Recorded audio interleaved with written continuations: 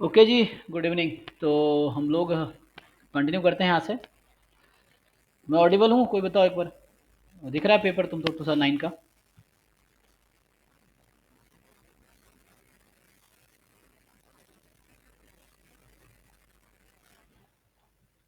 अरे हाँ ना बोलो भाई, तुम लोग कहाँ सो जाते हो? Yes sir. सुनाई दे रहा है ना? पेपर यस दिखाई सर, दे रहा दिखाई दे रहा है पेपर ये? हूँ। Yes sir, yes sir. Okay चलो ठीक है। तो 2010 में कुछ डाउट पूछना है किसी को? 10, 11, 12, 13, 14, किसी पेपर में से? ऐसे डाउट क्लासेस अभी हमने, है ना, मैंने आज भी डाउट क्लास लिया है। 2000 ना, मतलब 5 to 7, कल भी 5 to 7 हुआ था। कल देखता हूँ क्लास का, क्योंकि कल मुझे रिटर्न जाना है। तो अभी मैं 2009 के एक बार जस्ट डिस्कशन कर देता हूँ पेपर का, मतलब आइडिया बता देता हूँ कौन से क्वेश्चन कैसे सॉल्व होगा। फिर से वही बता रहा हूँ कि क्योंकि आप लोगों ने ज़्यादातर लोग सॉल्व कर रखा है ऑलरेडी, लेकिन फिर भी जिन लोगों ने नहीं किया वो करो, जिन लोगों ने कुछ टाइम किया एक दो बार और सॉल्व कर लो पूरे P Y Q and mock test repeatedly solve करो, सीखो कॉन्सेप्ट से, है ना। ये है। चलिए तो हम इसको डिस्कस करते हैं एक बारी। कल भी डाउट क्लास होगी, हो सकती है कल नहीं तो परसों होगी। परसों से मैं कल पहुँच जाऊँगा खड़गपुर से। तो ठीक है, देखिए तो यहाँ पे क्या बोल रहा है। For detecting a disease, a test gives correct diagnosis with probability 0.99। Diagnosis है ना, करेक्ट डायग्नोसिस मतलब करेक्ट बताता है डिजीज को डिटेक्ट करने में 99% चांस है। It is known that 1% of population suffers from the disease. तो 1% पॉपुलेशन है जो डिजीज से सफर कर रही है, ठीक। और फिर कह रहा है if a randomly selected individual from this population test positive. Given है कि एक इंडिविजुअल रैंडमली सेलेक्ट किया और उसको पॉजिटिव आया टेस्ट। तो टेस्ट पॉजिटिव का क्या मतलब, उसको डिजीज है ये मतलब है।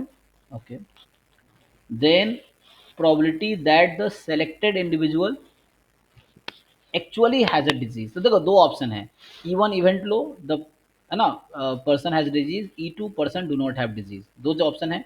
तो 1% चांस है कि पॉपुलेशन में डिजीज होने का चांस 1% है, और डिजीज ना होने के चांस 99% है। E1 E2 ऐसे मिल गया।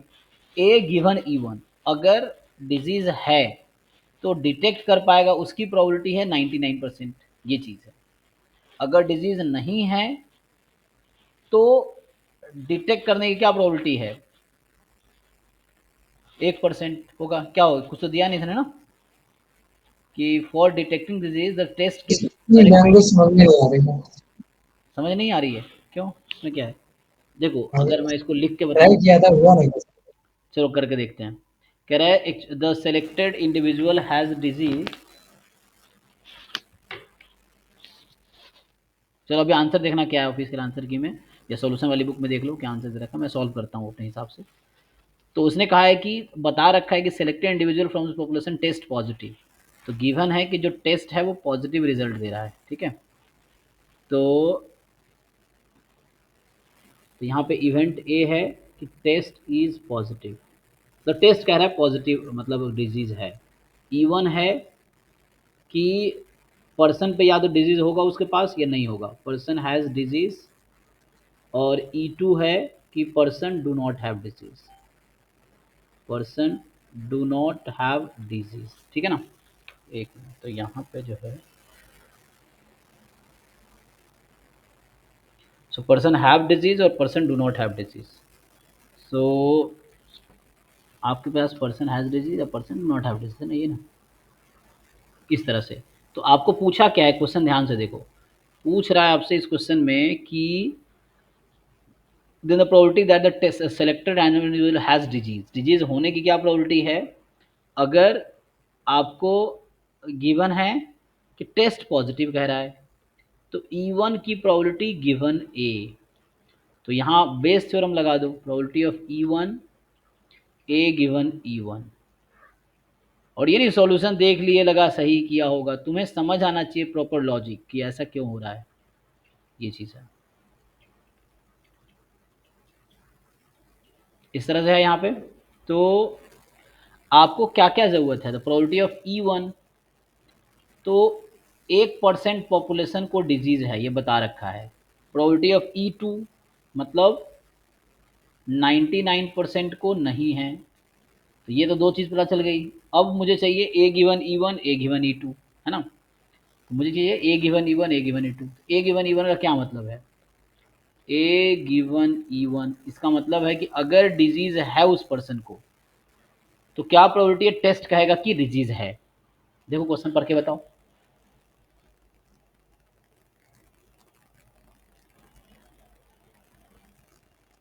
क्या बोल रही है। For detecting a disease, test gives correct diagnosis with probability 99%।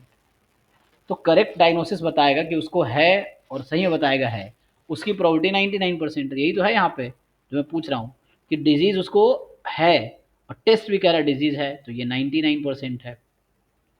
और probability A given E two की पर्सन को डिजीज नहीं है, ई टू 1/100 हो है गया। ना। हाँ, पर्सन को डिजीज नहीं है लेकिन टेस्ट कह रहा है डिजीज है, तो गलत, इनकरेक्ट डायग्नोसिस कर रहा है 1%। तो सारा डाटा तो मिल ही गया तुम्हें कि ई वन की प्रोबेबिलिटी थी 1% और ई टू था 99%। अब ये है, अब आपको पूछा है बेस थ्योरम लगाना, ये फॉर्मूला है, पुट कर लो डेटा। तो ई वन गिवन ए चाहिए था मुझे, ई वन गिवन ए चाहिए था, ये बेस थ्योरम है, तो बेस थ्योरम लगा लो यहाँ पे। तो ई वन की प्रोबेबिलिटी कितनी है? तो ई वन की प्रोबेबिलिटी है 1/100 into A given E one क्या है, तो ए गिवन ई वन वहाँ लिखा हुआ है 99%। फिर यहाँ से 1/100 99%। फिर यहाँ से आ जाएगा next is E two, E two की प्रोबेबिलिटी है 99/100 और A given E two 1/100। Simplify कर लीजिए, 100 100 100 ये सब कट जाएगा, तो बचा 99 और नीचे 99 प्लस 99 कितना, 2 टाइम 99 हो गया ना ये तो 1/2 आ गया। चेक करो आंसर 1/2 नहीं है क्या? सर यही आंसर है 1/2। सी ठीक तो है, तो क्या दिक्कत है, बेस थ्योरम लगाए हमने। ओके चलिए, ये बोल रहा है X be a random variable with mean mu variance 9, then the smallest value of M such that this is this. तो probability X minus mu less than M more than equal to 99%। X क्या है? कोई भी random variable है। CBC लगा देंगे sir. हाँ, चेबिशेव्स लगाओ यहाँ पे, तो उससे उसके इसके इक्वल कर देंगे, है ना। तो यहाँ से क्या आ जाएगी, sigma square by M square, ये होता है ना। Yes sir. तो ग्रेटर देन यहाँ फेमस से का। हम लोग ये जानते हैं कि mod x minus mu more than equal to M less than equal to sigma square by M square, और ये बता रखा है 0.99, ये क्वेश्चन दे रखा है मुझे। तो ये कहीं ना कहीं चेबिशेव पे फिट करना है आपको। तो सिग्मा स्क्वायर तो 9 था, तो 9/m square is 0.99। So M square बराबर 9/0.99, तो मतलब ये हो गया 900/99, तो 100/11, ये आंसर आना चाहिए, देख लो। सो एम स्क्वायर इज 100/11, ये होना चाहिए ना, देख लो। सर इसमें नहीं, हाँ, ये नहीं। एम की वैल्यू इसमें सर 30 के समथिंग आएगी, मैंने किया था ये। कुछ गलती हो रही है इसमें। चेक कर लेते हैं, रुक जाओ, कुछ गलती क्या हो रही है। सर वेरिएंस ऑलरेडी 9 दे रखा है। हाँ हाँ, अरे यहाँ लेस देन है ना, एक मिनट, इनक्वालिटी अलग है, यस सर। ये इनक्वालिटी अलग है, मैंने अलग लिखा है, देख लो। अभी यहाँ पे एक्स माइनस में लेस देन एम है एक्चुअली, ठीक से देखो, तो मैंने यहाँ मोर देन लिखा है ना, तो यहाँ लेस देन है एक्चुअली। तो 1 ये, माइनस हो जाएगा सर। हाँ, तो यहाँ पे ये मैंने किया, तो उसको वैसा करना है मुझे। हमारे पास क्या है वो मैंने लिखे हैं अलग, है ना। तो यहाँ पे जो है इसका लेस देन एम है, तो ये लेस देन एम, तो ये हो जाता है more than equal to 1 minus sigma square by M square ना, ये चीज़ है। और ये बोल रखा है क्वेश्चन में 0.99 रख के देखो, अप्रॉक्स आंसर आ जाएगा। So 1 minus 9/m² is equal to 0.99, कितना आता है यहाँ से, तुम उसको उधर भेज दो। 0.01 बराबर 9/m², तो यहाँ से m² बराबर 9 अपॉन, ये तो कुछ और आ गया, देख लो। सर हाँ 900 आएगा ये। हाँ, तो यहाँ से 0.01 आ गया, मतलब 900। तो m की वैल्यू कितनी आ जाएगी, √900, 30। मतलब 30। 30 आ गई, जी हो सर। गया, है ना। तो ये डायरेक्टली फिट कर दिया हमने चेबीशेव्स इनइक्वालिटी, ये एक फॉर्म था और ये दूसरा फॉर्म है। तो यहाँ अगर ऐसा लिखा होता तो ये दूसरा फॉर्म है, फॉर्म सही लिखा है लेकिन मैंने ये डेटा जरूरत नहीं है इसकी, तो ये इस फॉर्म में यूज़ करना है कि लेस देन है तो मोर देन ये होगा और यहाँ ये वाला यूज़ नहीं होगा क्योंकि हमें ये नहीं दिया है क्वेश्चन में, है ना। तो ये भी ठीक है, दोनों फॉर्म चेबीशेव्स के दोनों फॉर्म करेक्ट हैं, तो आप इसको यूज़ कर लीजिए तो हो जाएगा। ठीक है चलिए, तो मतलब सॉल्व कर लेंगे ना सब लोग, सो इजीली कर लेंगे, आप ट्राई करके देखिए। ये सीडीएफ आपको दे रखा है, बोल रहा है ईएक्स बताओ, तो ईएक्स आप गलती मत करना कि डिफरेंशिएट कर दो आप और फिर आप इंटीग्रेशन एक्स एफ एक्स कर रहे हो, गलत आंसर आएगा उससे, क्योंकि ये मिक्स रैंडम वेरिएबल है। तो मिक्स रैंडम वेरिएबल में आप डायरेक्ट ये फॉर्मूला यूज़ करो, है ना। यहाँ पे जो है ई एक्स वो 0 से infinity 1 minus C D F of X D X, ये यूज़ करो, तो ये आ जाएगा, इससे करो आ जाएगा, नॉन नेगेटिव नंबर ना। तो ये यूज़ करो, अब डायरेक्टली आ जाएगा। नहीं तो दूसरा तरीका है कि आप पी एम एफ भी लो और पी डी एफ भी लो, ठीक है। तो यहाँ ये लिखने का मतलब x बराबर 0 पे 1/3 है, इसका मतलब है तो आप less than equal to 0 right continuous कर देते ना। तो लेस देन इक्वल टू 0 कर देते यार, बस कुछ नहीं करना, यहाँ पे मैं सॉल्व कर देता हूँ उसको तो तुम्हारे समझ के लिए, तो मैं इसको सॉल्व कर देता हूँ। तो x लेस देन 0 पे 0, x एग्जैक्टली 0 है तो 1/3, मतलब C D F less than equal to 1/3, मतलब 0 पे मास 1/3 का है। और यहाँ 0 इंक्लूड कर सकते हो तुम,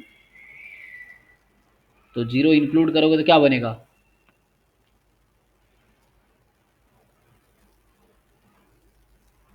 क्या सर? नहीं सी डी एफ एट 0 इसने कर रखे हैं 1/3, और सी डी एफ, तो मैं क्या करूँ, इसको सॉल्व कैसे करूँ।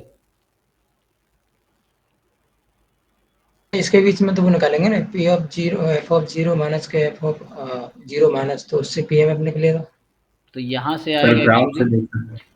ग्राफ से भी देख सकते हैं या ऐसे एक दो तरीके से मैं करके दिखा देता हूँ। 1 माइनस एक्स प्लस 1 बाई क्या लिखा हुआ है यहाँ पे 3 ना, डी एक्स, ये इंटीग्रेशन आता है, आप लोगों को करके बताइए क्या आएगा।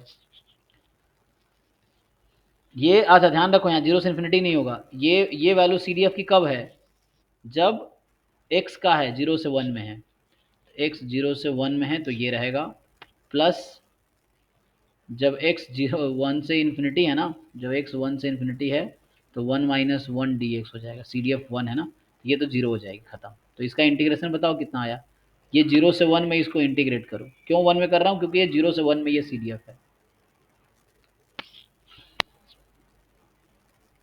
एक्स माइनस के x square by x plus के एक्स बाई 3 है।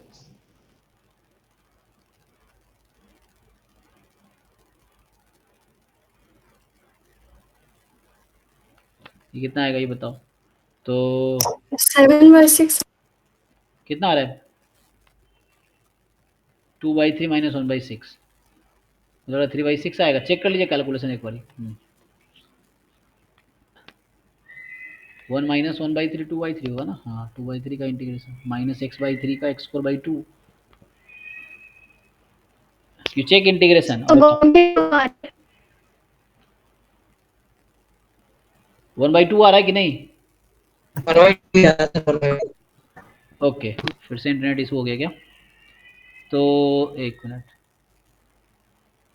अच्छा ये इंटरनेट,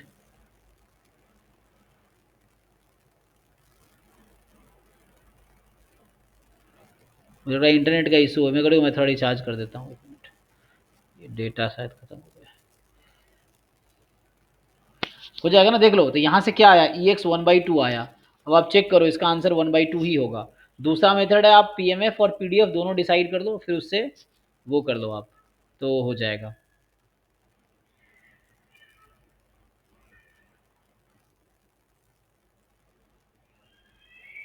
1/3 आ रहा है, हाँ x, तो लेकिन वो डिस्क्रीट फॉर्म में क्या होगा। कोई दिक्कत नहीं है, देखिए आप वही करो, अपने तरीके से आप सॉल्व कीजिए और देखिए आपको समझ आ रहा है कि नहीं आ रहा है।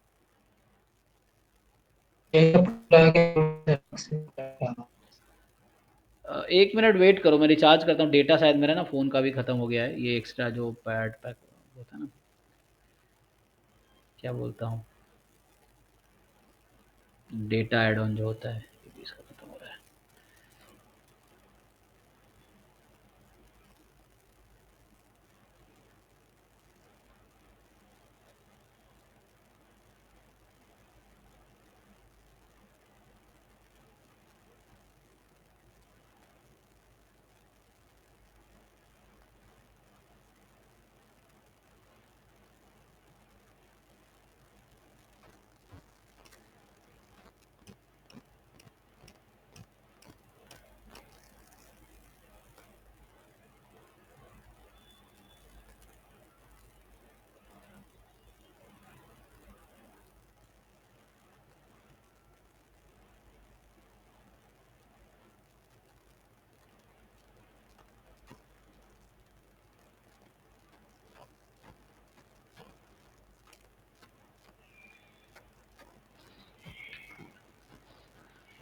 अभी मैं ऑडिबल हूँ आप लोगों को क्या? शायद आवाज़ कट के आ रही होगी। Yes sir. हाँ, एक मिनट।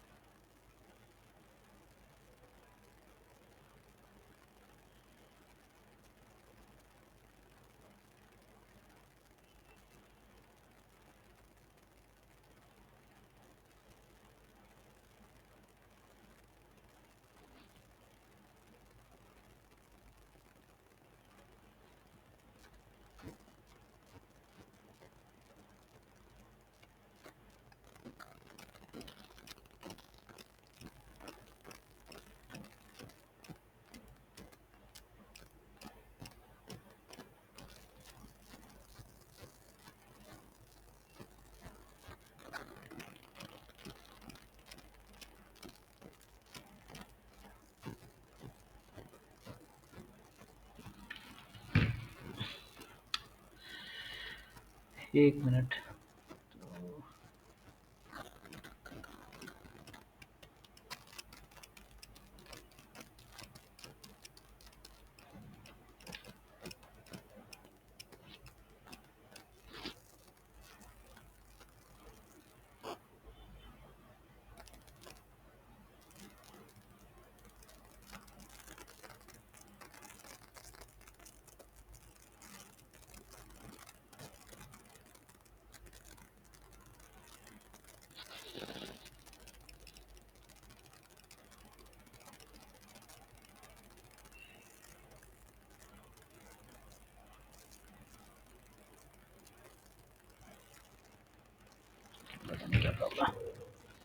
अभी आवाज़ आ रहा है? कंटिन्यू करूँ ऐसे ही? अभी क्लियर है कि नहीं? यस सर, आप क्लियर है। क्लियर है? Yes sir. चलो ऐसे ही कंटिन्यू करते हैं थोड़ी देर। तो इसको समाव मैं डिस्कस कर लेता हूँ एक बड़ी। तो ये सॉल्यूशन में किसी को डाउट है? हाँ जी सयानी बताइए, आपको डाउट था। ये 1/2 आएगा इससे, ये तो 0 हो गया, तो आपका इसका आंसर 1/2।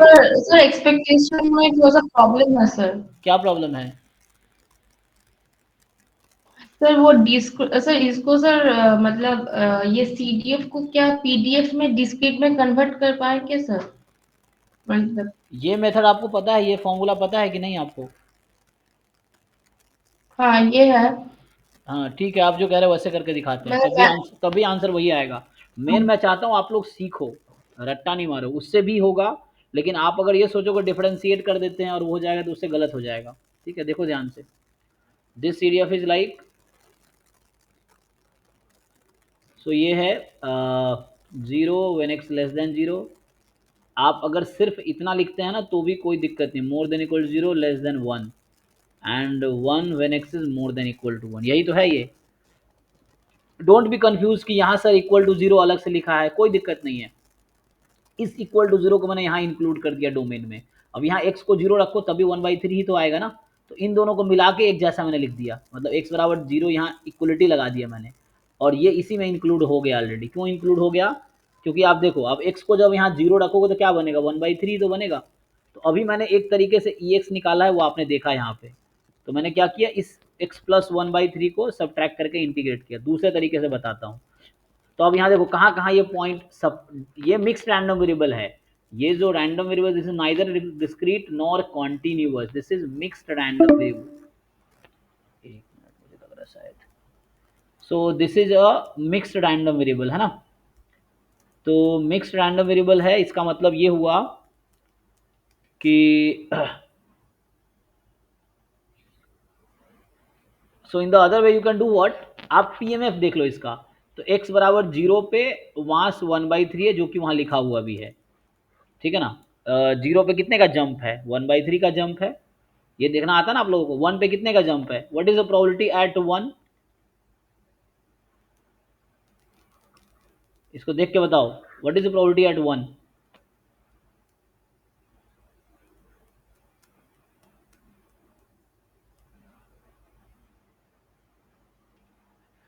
ऑडिबल हो कि नहीं?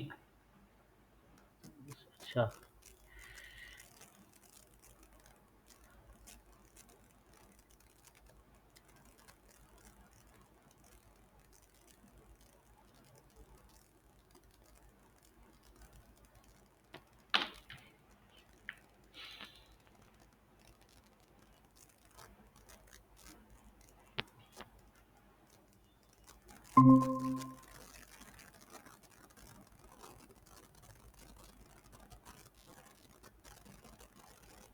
एक मिनट, थोड़ा ना इंटरनेट का शायद इशू हो रहा है, इस चक्कर में वो हो रहा है, तो मैं दोबारा वो करता हूँ,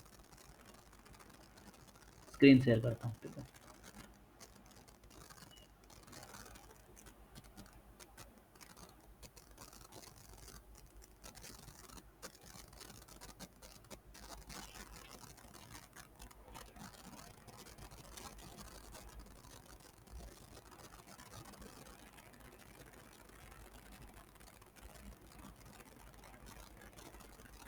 ओके, बताओ बाकी लोग, अभी ऑडिबल हूँ, विजिबल है? Yes sir. Okay fine. देखिए, तो मैं इस क्वेश्चन का सेकेंड मेथड बता रहा था, थर्ड क्वेश्चन का सेकेंड मेथड आपको बता रहा था। This was the one way, this was the one way to find E X, एक तरीका ये था। दूसरा तरीका बता रहा, देखिए एक्स बराबर, मैं पूछ रहा हूँ इस सीडीएफ देख के मुझे बताइए कि एक्स बराबर 1 पे क्या प्रोबेबिलिटी है, what is the probability at X is equal to 1 from this CDF.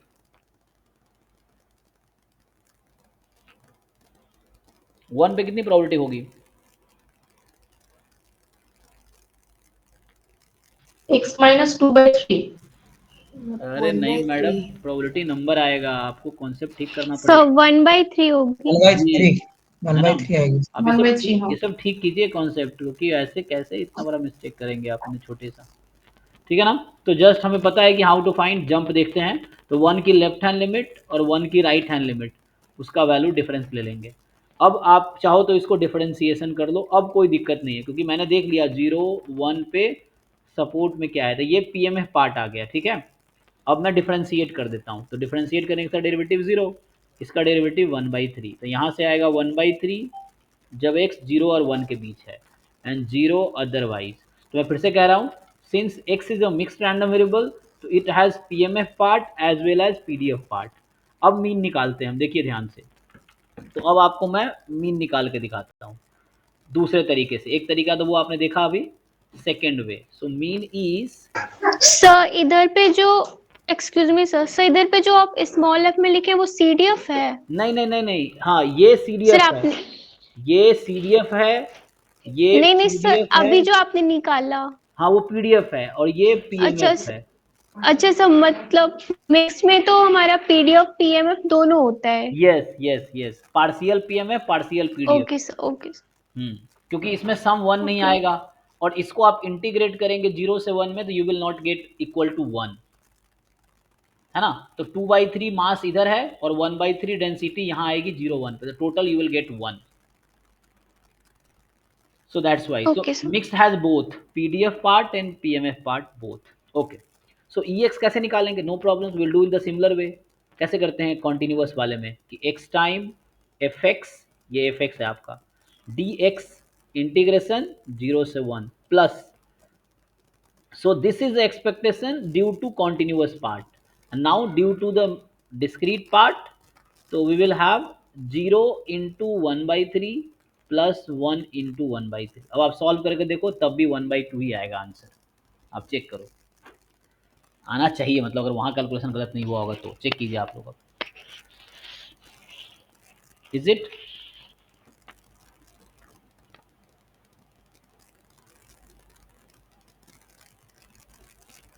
Check करो 1/2 सर समझ आ गई सर। 1/2 ही आएगा ना? हाँ सर वही आ रहा है। हाँ, दिस इज हाँ due sir. To PMF part and this is due to PDF part.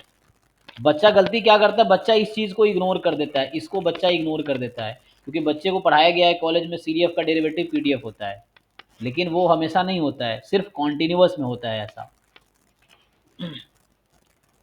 Okay, और दूसरा मेथड ये था, तब भी 1/2 आया। फाइन, चलिए अगले क्वेश्चन में तो कर देंगे, सॉल्व कीजिए, डाउट नेक्स्ट क्लास में पूछिए।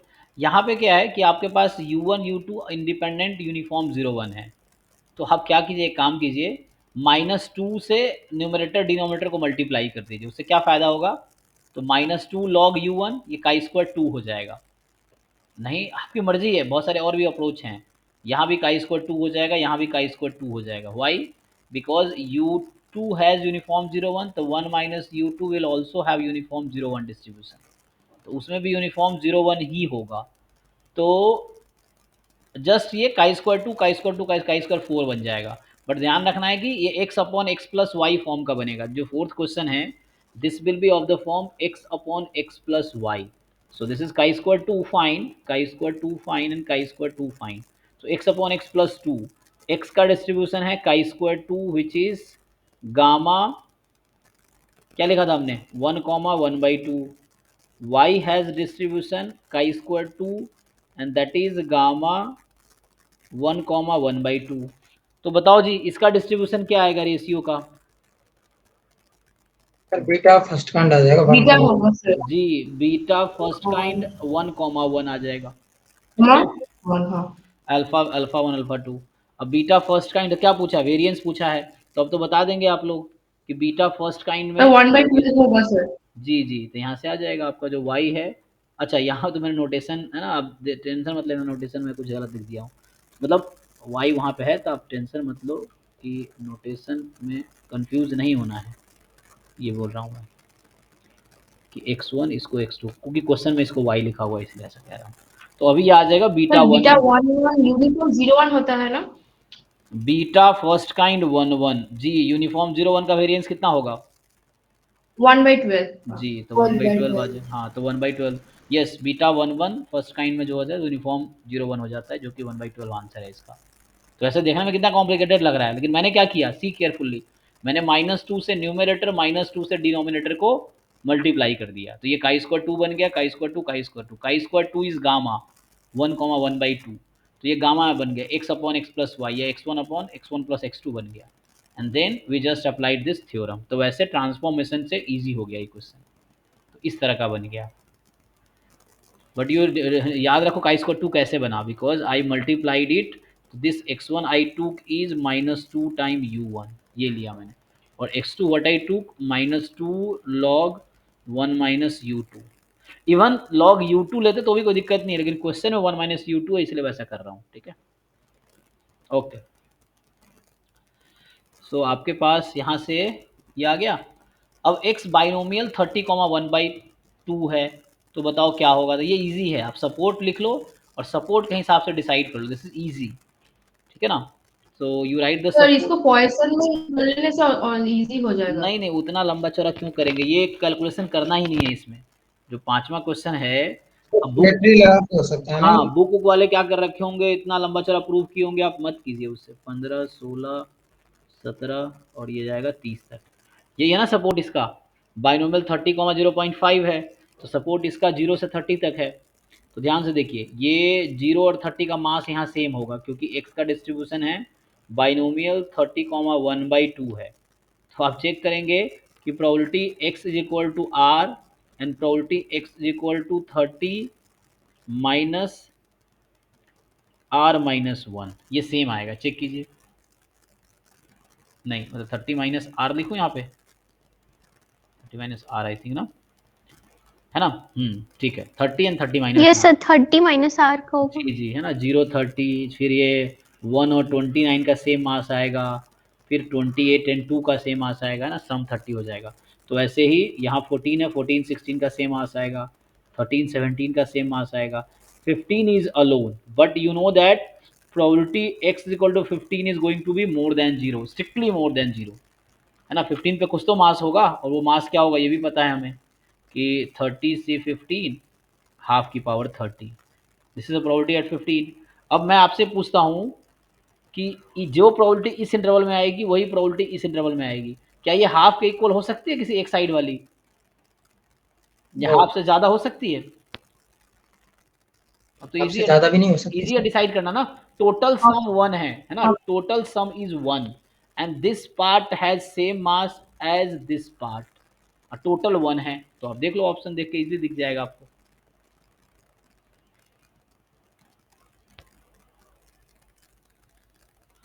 ऑप्शन डी होगा। ठीक है ना, तो x less than 15 is less then 0 point, है ना, तो 15 से कम की प्रोबेबिलिटी जो है हाफ से कम ही होगी, तो this part has probability less than 0.5, this part has probability less than 0.5, and this part is something positive, so something positive but this cannot exceed 0.5, तो this is the logic, directly आ जाएगा इससे, तो उतना कुछ करने का जरूरत नहीं है लॉजिकली, बाकी और भी तरीके हो सकते हैं, कोई दिक्कत नहीं। सी आगे आपको जॉइंट पीडीएफ दे रखा है, तो पूछ रहा है आपसे कि तो वाई यूनिफॉर्म, देखो इसको ऐसा लिख सकते हो तुम, ये जॉइंट है ना, so you can directly write F Y of Y F of X given Y X given Y, see carefully, तो ये आई थिंक 1 हो जाएगा क्योंकि y 0 से 1 में है, और एक आ जाएगा 1/y e की power minus X by Y, तो सी केयरफुल्ली, यहाँ पे x मोर देन 0 है और y 0 से 1 में है, तो यहाँ से ये पता चला कि this is this and this is this, means y is uniform 0 1 and x given y is क्या, exponential Y, exponential with mean y, तो रेट 1/y है ना, 1 मीन बाई y, वाई। हाँ। तो ये हो गया, बस अब कर दो काम, जो करना है यहाँ से आ जाएगा इजीली, है ना।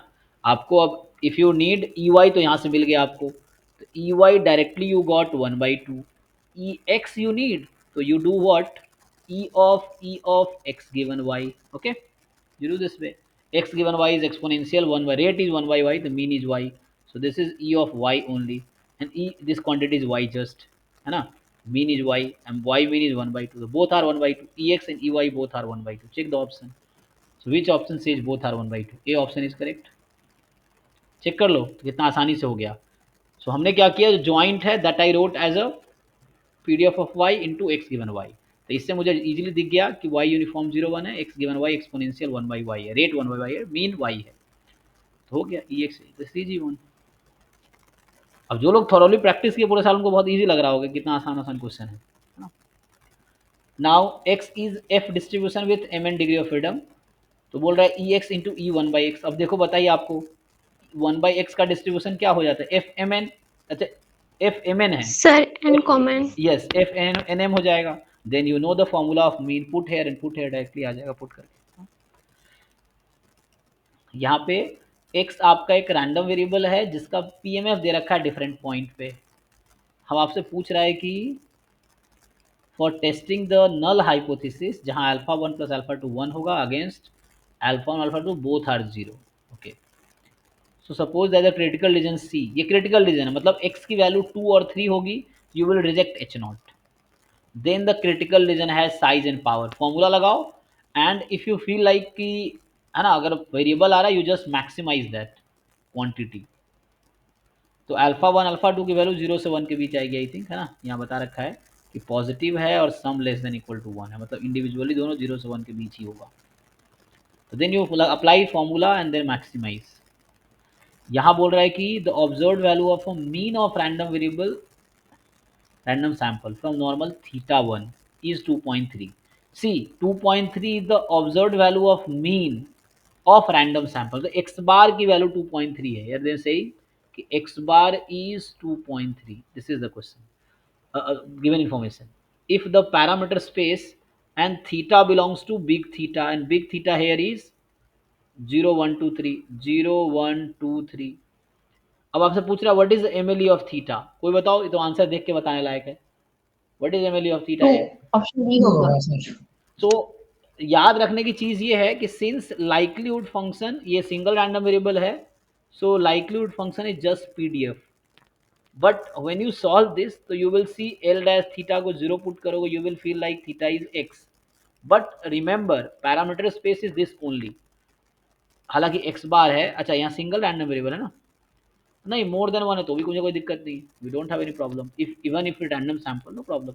सो देखो the thing is X bar M L E तब होगा जब एक्स बार इसमें बिलोंग करेगा. So this can not be M L E, I am saying this 2.3 cannot be MLE. Why? Because MLE has to belong the parameter space. MLE is the value of parameter that maximizes the likelihood function. 2.3 is not a part of parameter space, so it can never be MLE. 2.3, so one of these number will be MLE, so depends on which one is the nearest, that will be the MLE. Okay, so this is 2.3, but since theta barabar 2.3 is not part of this, so you have to choose the nearest one that will maximize. Okay, so 2 is the MLE and 2.3 cannot be MLE.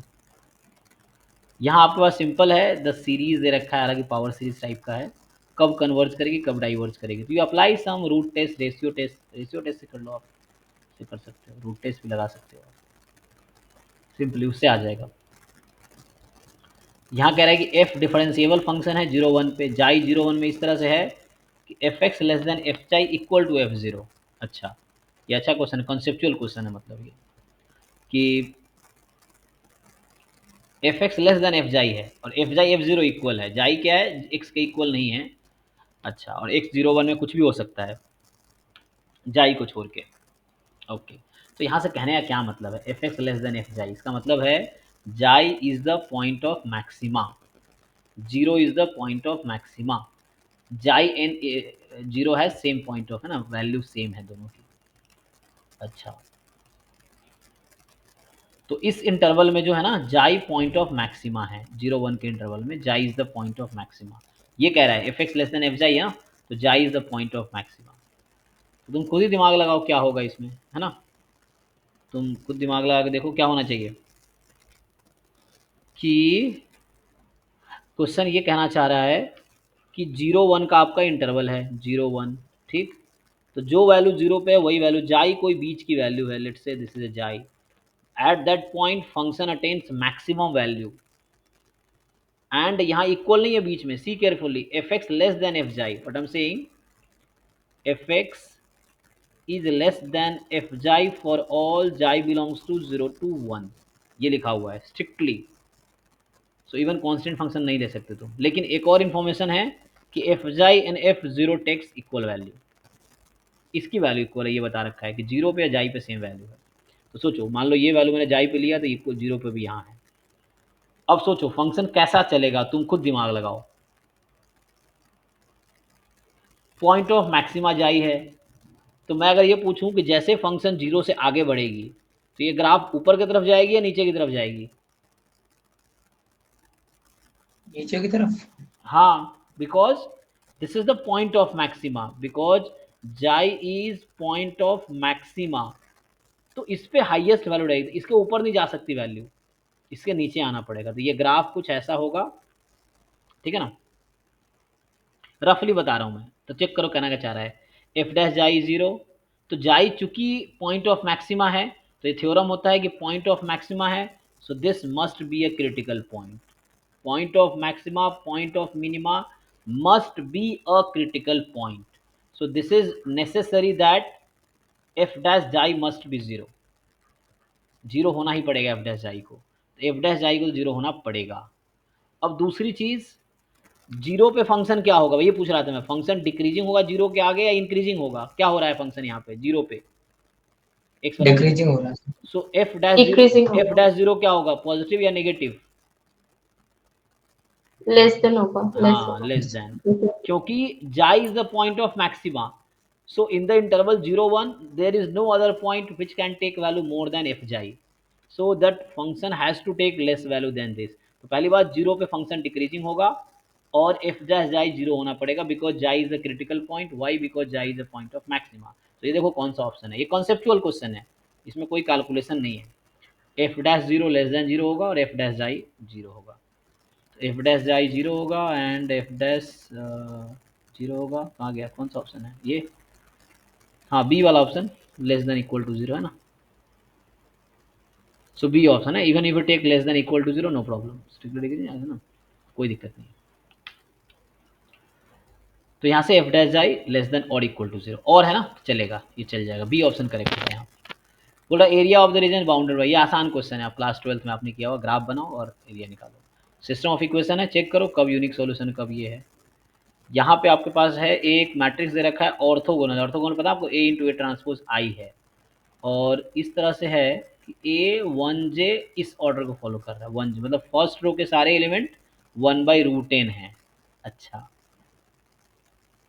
Okay, ए बार एक number है, पूरे matrix का average ले लिया इसने, ठीक है। तो ए आई जे माइनस ए बार का whole square, this is something like कि X I J minus X bar का होल स्क्वायर, तो पूरे एलिमेंट का ना वो निकाल रहा है actually, some kind of variance, हाँ है ना। लेकिन वहाँ पे 1/n अगर यूनिफॉर्म होता, सर ये क्या 1x n मैट्रिक्स है क्या? जी नहीं नहीं, n×n मैट्रिक्स ए है आपका। तो फिर a1j a2j क्या है होगा ए टू मतलब? जे नहीं बताया इसने ना, शायद मुझे लग रहा है कि ए आई जे याद रखना चाहिए इसको, है ना। ऑफ ऑर्डर n मतलब n×n तो नहीं लिखा ना? नहीं नहीं, ऑर्डर एन का मतलब यही है, n×n। कहीं अगर ऑर्डर एन लिखा हो मतलब n×n। ऑर्थोगोनल ना, orthogonal has to be square matrix. हाँ ये तो है। और यहाँ A1j लिखा है फर्स्ट रो। अच्छा, तो बाकी आपको डिसाइड करना पड़ेगा ना, बाकी क्या है, क्यों? क्योंकि ऑर्थोगोनल है ना, तो you have to decide what will be the other elements. ये आपको डिसाइड करना ऑर्थोगोनल मैट्रिक्स की प्रॉपर्टी से, ठीक है। इसको ट्राई करके आओ, अच्छा क्वेश्चन थोड़ा सा थ्योरेटिकल है बट ट्राई करके आओ। एन फिक्स कर सकते हो आप चाहो तो, n 2 3 लेके आप काम कर सकते हो, फिर देखो क्या होगा। सॉल्व करके आओ, एक और ऑब्जेक्टिव होगा यहाँ पे, ये सिलेबस में है नहीं तो इसको छोड़ता हूँ अभी मैं, क्योंकि मुझे 8 बजे भी डिनर के लिए निकलना है, तो 8 बजे तक इसको मैं वो करूँगा। 16 बाकी जो डाउट, हाँ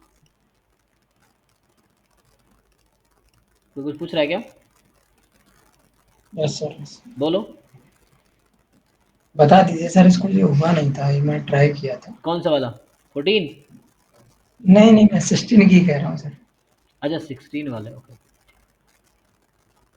16 में क्या है, u1 u2 un with the n urns such that the urn uk contains k white and k square black balls। अच्छा, तो मतलब जो uk urn है उसमें k white है, k square black है, fine.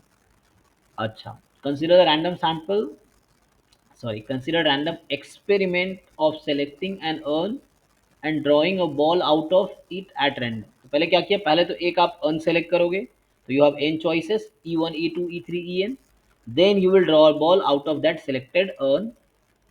If the probability of selecting urn uk is proportional to k+1, मतलब proportional मतलब क्या हो गया, सम कांस्टेंट टाइम k+1, तो पीएमएफ की प्रॉपर्टी से वो कांस्टेंट आ जाएगी, फाइन। फिर पूछ रहा है क्या प्रोबेबिलिटी है कि ball is drawn is black, okay. तो क्या प्रोबेबिलिटी है कि जो बॉल ड्रॉ हुआ ब्लैक है। दूसरी बात कि क्या प्रोबेबिलिटी है कि earn UN was selected given that ball drawn is white. तो पहले पार्ट में बेस थ्योरम, पहले पार्ट में टोटल प्रोबेबिलिटी लगेगी, सेकेंड पार्ट में बेस थ्योरम लगेगा, है ना जी।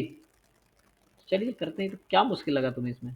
और जो ये जो प्रोपोर्शनलिटी वाला सर है, u के मैं इसको यूज प्रोपोर्शनल नहीं टू करता। k+1, उसको सर u के इक्वल टू c k+1 ले ली, पर उसके बाद मतलब वो आंसर नहीं आ रहा सर। जिसे प्रोपोर्शनलिटी क्वेश्चन में ये यूज नहीं करना है सर। रुको भाई, पीएमएफ का सब जी करके वो जी के जी, आ जाएगा आ ना जो जाएगा, यस यस। सो जैसे probability of uk is proportional to k+1 कहा है उसने, so you do one thing, probability of uk is equal to let's say some constant, क्या लूँ कांस्टेंट सी में, सी हैं? ले लो सर, सी।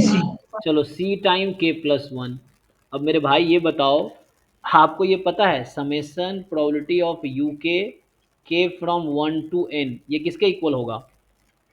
1 के होगा सर। तो यहाँ से c नहीं आ जाएगी, yes c sir. Time k+1 summation k from 1 to n, this is equal to 1। तुम लोग दिमाग नहीं लगाते ना, इसको सम करो अब। सर ये किया था सर, इसका आंसर मैच नहीं कर रहा, फिर भी नहीं मैच कर अरे रहा। मैच करेगा, मैं सॉल्व कर रहा हूँ, कैसे मैच नहीं करेगा? अगर मैच नहीं करेगा तो वो गलत है जहाँ तुम देखे हो।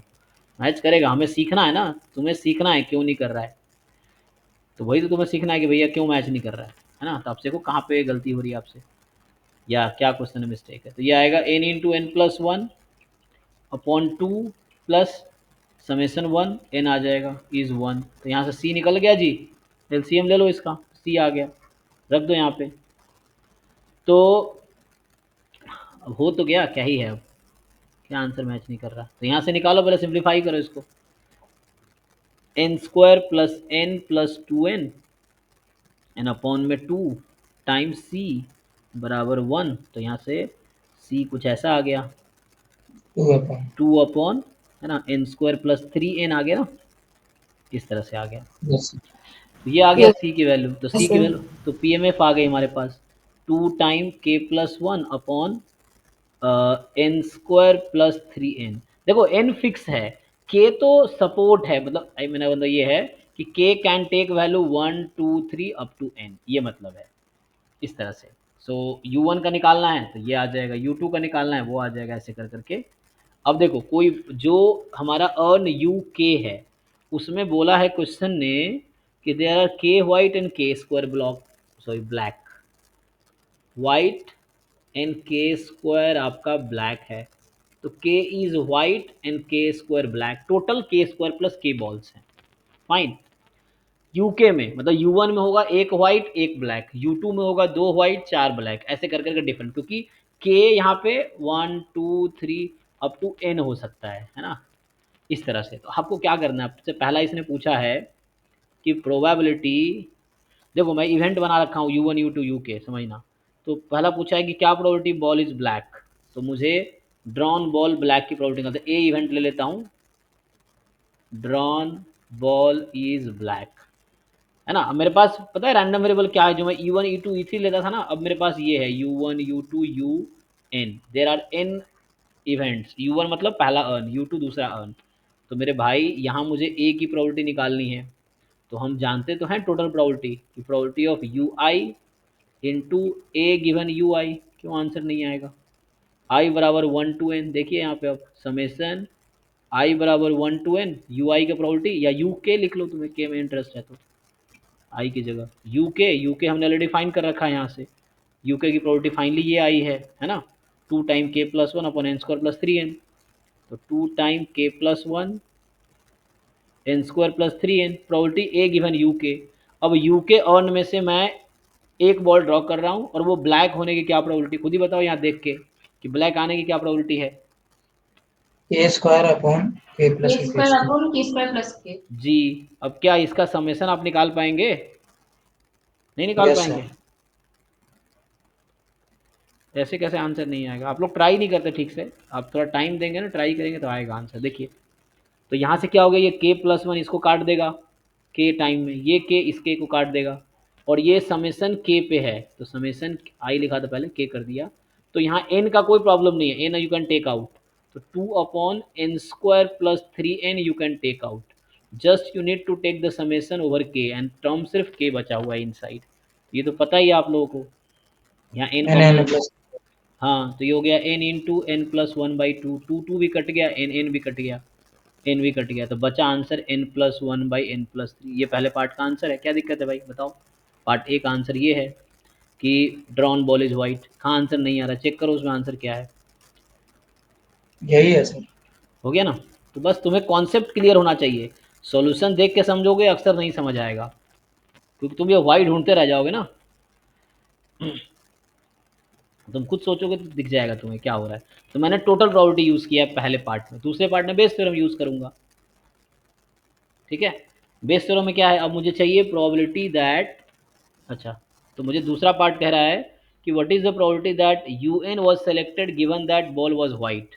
तो मैं अभी इवेंट ए को अब चेंज कर देता हूँ, ए मतलब मेरा है बॉल ड्रॉन, दूसरे पार्ट के लिए बॉल ड्रॉन इज वाइट, मुझे ये चाहिए, कोई बात नहीं, मुझे चाहिए यू एन गिवन ए, तो मैं बेस थ्योरम लगाऊंगा, probability of U N into A given U N upon probability of A, जो मैं पहले, अच्छा तो ये जो अभी निकाला मैंने ब्लैक के लिए निकाला था, वो कंफ्यूज नहीं होना फिर से। नोटेशन या तो आप बदल लो, अगर जब दिक्कत हो रहा हो नोटेशन में तो आप नोटेशन बदल लेना अपना। ये बी बोल देता हूँ उसको मैं, ये है मेरे पास। अब मुझे बी वैसे ही निकाल लूँगा जैसे मैंने अभी ए की प्रॉपर्टी निकाली है ना, सिमिलर तरीके से बी की प्रॉपर्टी नहीं निकाल लूँगा मैं, तो ये डिनोमिनेटर हो जाएगा मेरा। अब बाकी न्यूमिनेटर की टेंशन है, लिख लो प्रॉपर्टी ऑफ यू एन निकाल ही रखा है, प्रॉपर्टी ऑफ यू के निकाल रखा है, तो के को यहाँ एन रख दो, तो 2 time N plus one upon N square plus 3n, 2 time N plus one N square plus 3n, B given U N. तो बी गिवन यू एन का मतलब अगर यू एन तुमने सेलेक्ट किया अर्न, तो क्या प्रॉपर्टी है, वाइट निकलेगी। तो देखो यहाँ पे वाइट निकलने, कहाँ गया हमारा बॉक्स, कहाँ गया बॉक्स, बनाया था मैंने ना, बनाया था कहीं पे, अच्छा वो ऊपर चला गया, 1 मिनट में, ये इसीलिए इसमें ऊपर चला गया हुआ है। ये चला गया था ना, हाँ देखो, तो यू एन में कितने हैं, एन वाइट है एन स्क्वायर ब्लैक है, तो एक वाइट निकलने की क्या प्रोबेबिलिटी है, वाइट निकलने की एन अपॉन, सर अब ब्लैक पूछ रहे हैं ना, तो शायद आई थिंक हाँ क्या क्या, अगर यू एन ऑन सेलेक्ट किया तो क्या प्रोबेबिलिटी है उसमें से वाइट निकलेगी, बी इवेंट मैंने वाइट के लिए लिया हुआ है, कितने वाइट है इसमें, एन वाइट होगा out of N square plus N upon, अब पी वी निकालो, पी वी कैसे निकालोगे, जैसे पी ए निकाला मैंने उसी तरीके से निकाल पाओगे, हो जाएगा कि नहीं, ये सर आएगा। इसमें ब्लैक पूछ रहे हैं। अरे मेरे भाई कहाँ खोए हो तुम लोग, सर ये कर लीजिए सर, उसे कंप्लीट करके दे दीजिए सर, उसका मतलब हुआ नहीं, अरे मैंने कहाँ किया ब्लैक है पूछा, सर। मैं सेकंड पार्ट कर रहा हूँ मेरे भाई, फर्स्ट पार्ट का आंसर ये आया तो ना, सेकंड का ही मैं सर बोल रही हूँ। ओके ओके सर, यहाँ निकल ओके चुका है ना सर सही ब्लैक का, है। ये तो ए का हो गया, ए का आपका कंप्लीट वॉइस नहीं सॉल्यूशन आ ये, रहा सर। बाकी लोग आवाज आ रही है कि नहीं, इंटरनेट अलग धोखा दे रहा है।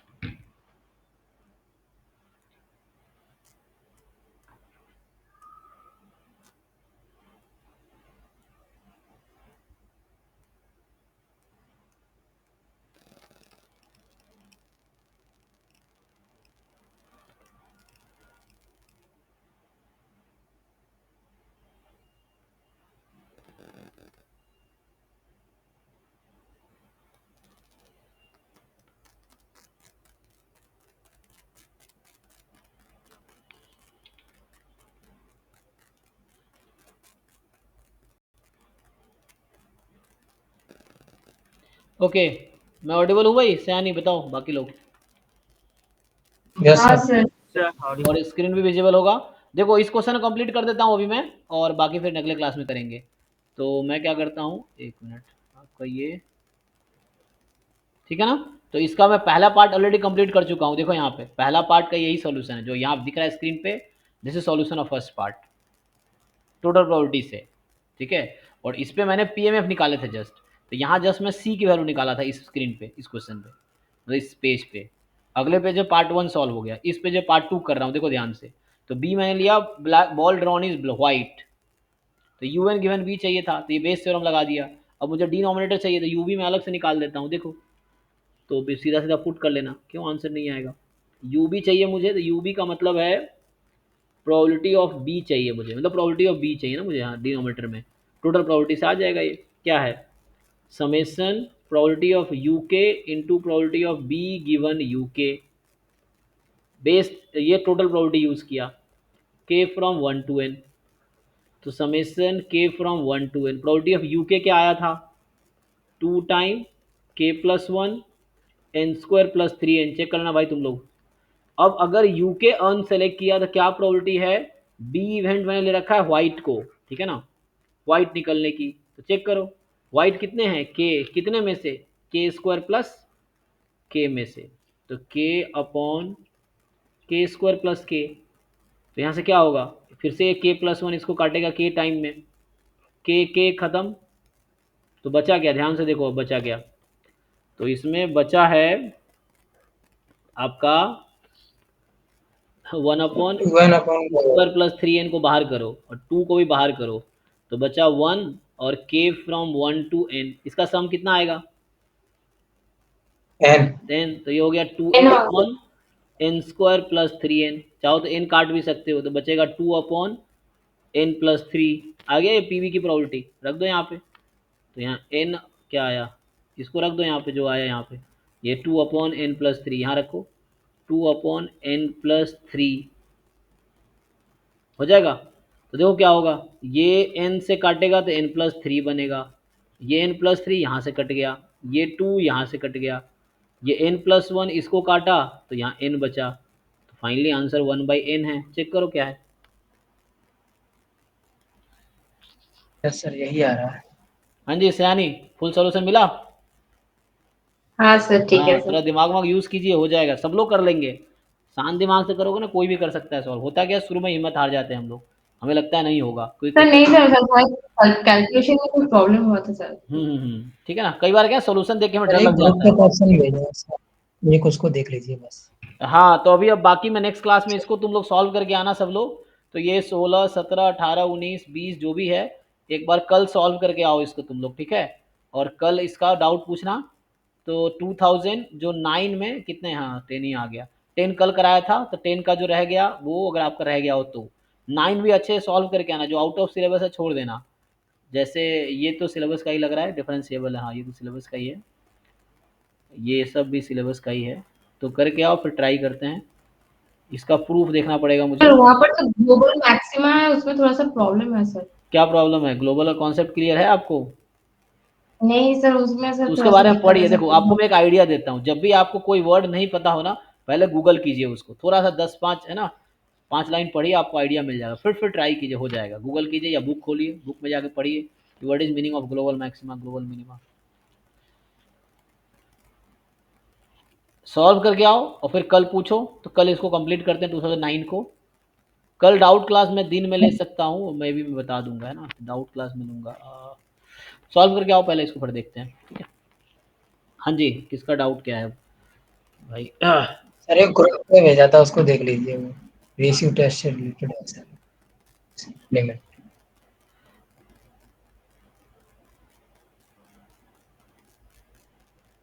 हम्म,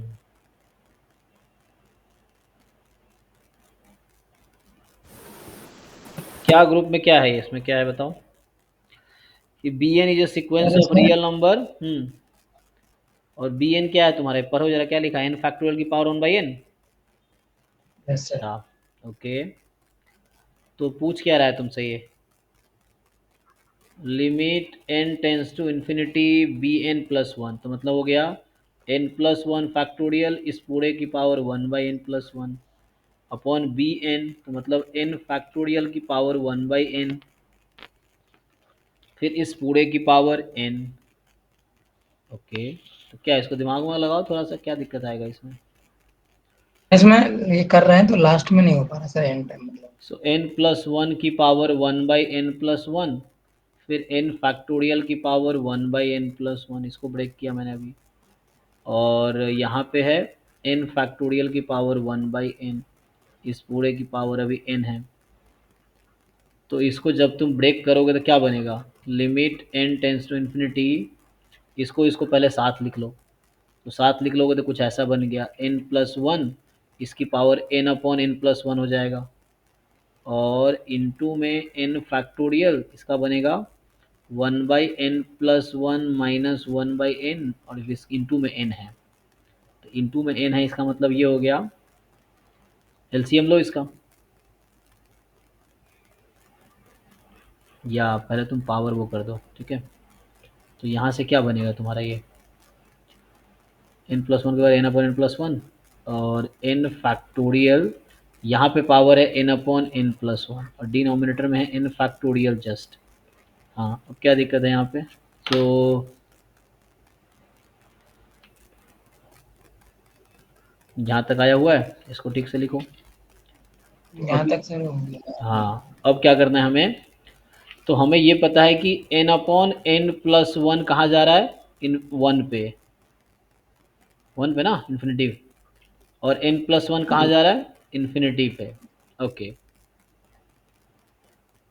N upon N plus one पे इन्फिनिटी पे, तो यहाँ से कहीं ना कहीं इन्फिनिटी अपॉन इन्फिनिटी का फॉर्म है, नो प्रॉब्लम। तो उसको नीचे बुलाओ, एन फैक्टोरियल वाले को नीचे बुलाओ, क्या बनेगा, एन प्लस वन की power N upon N plus one है, और एन फैक्टोरियल की पावर क्या बचेगी डिनोमिनेटर में, 1 माइनस के करो देखो सिर्फ यही आएगा कि जो लिखा है मैंने। यस सर, हाँ हाँ, ओके, तो अभी यस क्या सर, है, यही जाएगा ये। ठीक है, तो अभी क्या है इसका फॉर्म, अभी फिर से ये इन्फिनिटी है, 1 अपॉन एन प्लस वन, तो चलो 0 पे चली जाएगी, और एन फैक्टोरियल तुम्हारा है इन्फिनिटी पे, तो इन्फिनिटी के पावर 0 इंटरमीडिएट फॉर्म है कि नहीं। यस सर, इंडिटरमिनेट फॉर्म है।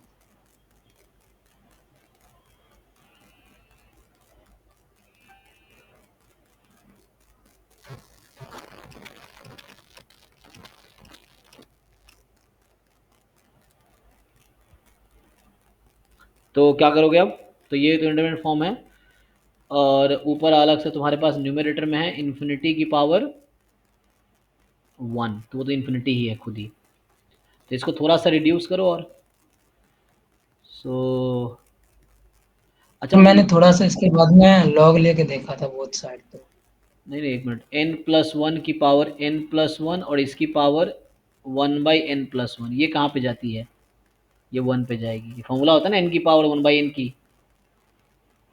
ये सर 1 पे जाती है इन्फिनिटी वाले पे, तो इस लॉजिक से ये उसका पावर जस्ट 1 है, तो ये है 1 की पावर इन्फिनिटी न्यूमरेटर में, और यहाँ है इन्फिनिटी की पावर 0, दोनों अलग अलग इंडिटरमिनेट फॉर्म है, तो पहले इसको सिंप्लीफाई करना पड़ेगा, तो लिमिट अलग अलग कर दो, कोई दिक्कत नहीं है, तो तुम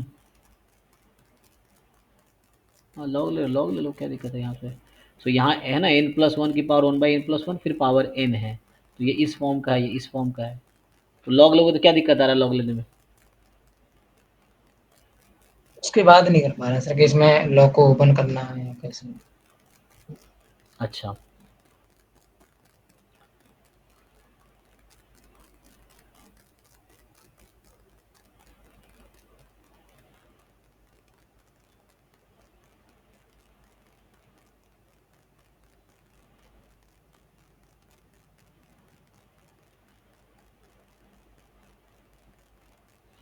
तो ये बताओ, n प्लस वन की पावर n और अपॉन n फैक्टोरियल, या n की power n upon n factorial क्या होता है, n की power n upon n factorial, इसके लिमिट क्या होती है n टेंस इन्फिनिटी पे,